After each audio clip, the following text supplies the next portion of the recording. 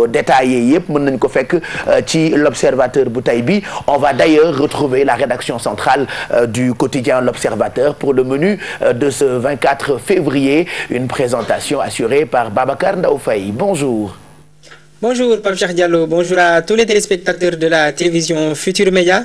Alors à la une de l'Observateur de ce mardi 24 février 2015, il y a Maître Abdoulaye Wade qui accuse son successeur à la tête de l'État.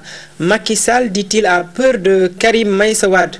Le temps presse pour ce dernier, vous le savez, le compte à rebours a commencé avec la date du verdict de son procès pour enrichissement illicite qui s'approche.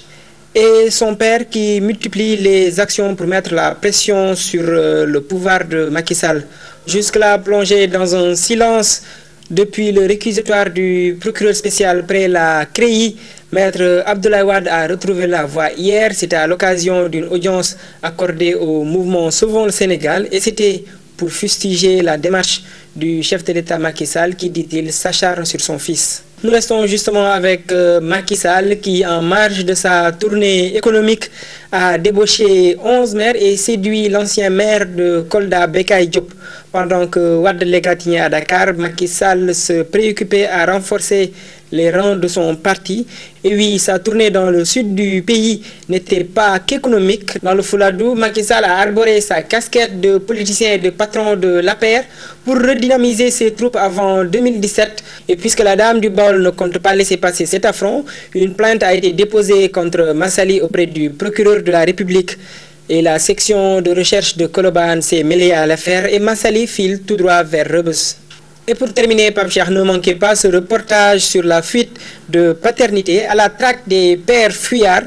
Une association des droits des femmes dénommée Touche pas à ma sœur a initié depuis le 15 janvier dernier un texte de loi visant à sanctionner la fuite de paternité.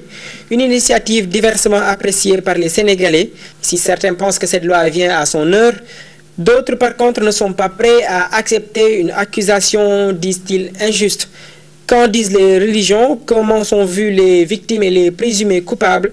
À découvrir dans notre grand reportage de ce mardi. Et c'est ce grand reportage qui met un terme à la présentation des grandes lignes de la une de votre quotidien préféré. On se retrouve demain pour une autre édition. Excellente lecture et puis très bonne journée à tous. Merci Babacar Ndao Faye. C'était une présentation de l'Observateur de ce mardi 24 février 2014. Rédaction bu l'Observateur yëpp ñu ngi leen di gërëm. Je rappelle encore que ñun bu ñu xëyee fajar ñoom dañuy fanaanoo liggéey bu ko defee yéen Sénégalais yi bu ngeen xëyee rek fajar gi ngeen mën a tàggoo ak kumpa. Donc loolu mooy l'Observateur bu tey bi bu ngeen ko jëndagulee dem leen ngeen jëndi ko loolu la nafar tey ci bis bi